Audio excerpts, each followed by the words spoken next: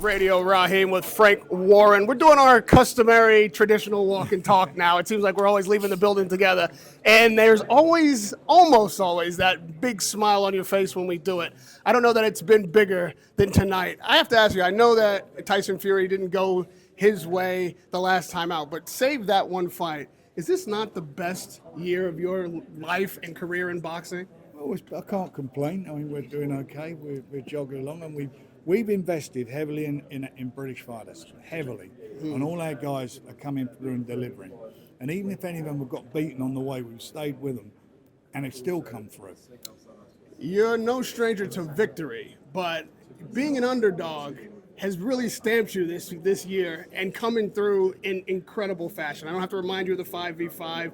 A lot of people in that room back there thought that Joshua would knock Dubois out. Yeah. When you saw Joshua go down the first time, did you think it was your night? Like, did you think that was it? He touched down. I thought the referee, there's one moment in the fight where he touched down with both hands, and the referee didn't count.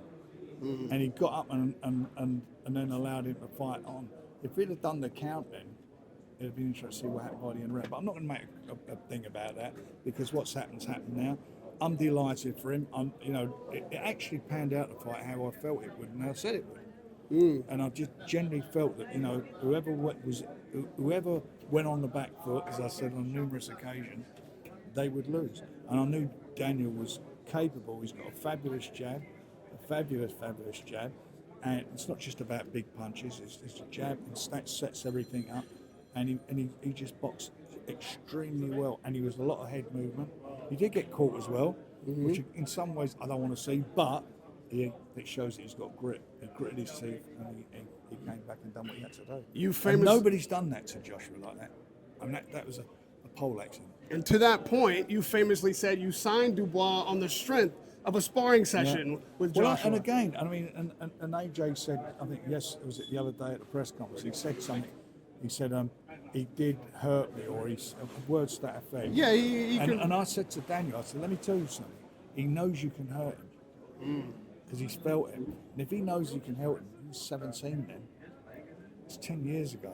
I mean, in the back of his mind, there are things that are in. I've been around fighters a long time, and some fighters feel like that way. But it took two to make that fight happen, and AJ showed a lot of grit at the end. He came out and tried to. He was trying to catch him, throwing big bombs. So it was exciting, and I'll take the hat off to him. Is this a changing of the guard? I mean, we've lived under the Riyadh season on the 21st of December. There's a big fight going on over there, the rematch, and we'll see how it all pans out. What I mean is, with the British heavyweights, obviously right now, Dubois is the only one with the title, and Joshua has been the golden child here, and rightly so. Correct, for so long. And Tyson has. But Tyson hasn't beaten Joshua, hasn't had an opportunity. No, he hasn't, but Tyson got 94,000 people at Wembley to see him fight. Now that brings me to my next question, which I know is coming. You've got both of these fighters, especially if Tyson comes through in December. I've got to be honest, it's not a fight. It's a fight. I'm going to tell you the truth. I feel uncomfortable making because of the two guys. I really would feel uncomfortable about that. But if in some down the line, if they felt they wanted to go down in that, do that, that's their choice. It's going to get more uncomfortable because the immediate question is who wins that fight. How and who? Let's get Tyson's got to fight Usyk first. So let's see where we go with that one. We saw Tyson ringside. Did you have a discussion with him after No, this I fight? haven't, because I didn't go and sit at ringside. I went round and sat in the corner because I was with Stan, and I'm saying to Stan, just jab, that jab.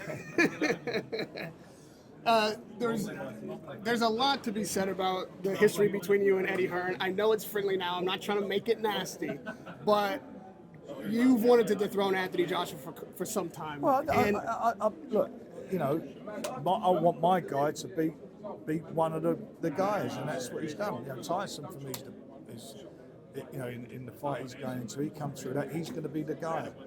Tyson would have been the favorite against Joshua, I would imagine. I so to come through with Dubois, a guy you signed from the start, a guy that nobody thought would win at Wembley, record attendance. I mean, that's got to be sweeter than you could have even imagined. It was very sweet, but but it takes to make this a success. Took us, Queensbury, took Riyadh Season, His Excellency and his team, and Eddie, because he promoted. I think we promoted this together, and I take my hat off to him as a promoter. He's a very, very good promoter. And lastly, we cannot have this conversation without mentioning Don Charles, who it would appear has brought Dubois through from a different fighter. Well, Don's done a great job with him, but he's matured.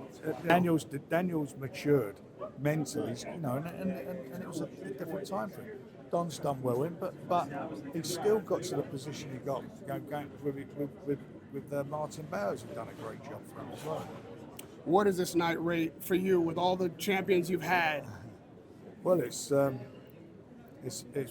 really up there. I think he's the fourth British world heavyweight champion we've had. Congratulations, incredible win, incredible promotion. We can't wait to see you in Riyadh very, very soon. I can't wait to get there. I love it. And we can't wait to see Daniel Dubois back in the ring again. Lastly, would Joshua get a rematch if they like really demand it? I've got to speak to all right, Frank. I've got to speak to Daniel and his team and see what happens. Radio Rahim with Frank Warren. Radio Rahim, the man. Thank you, sir. Here we go.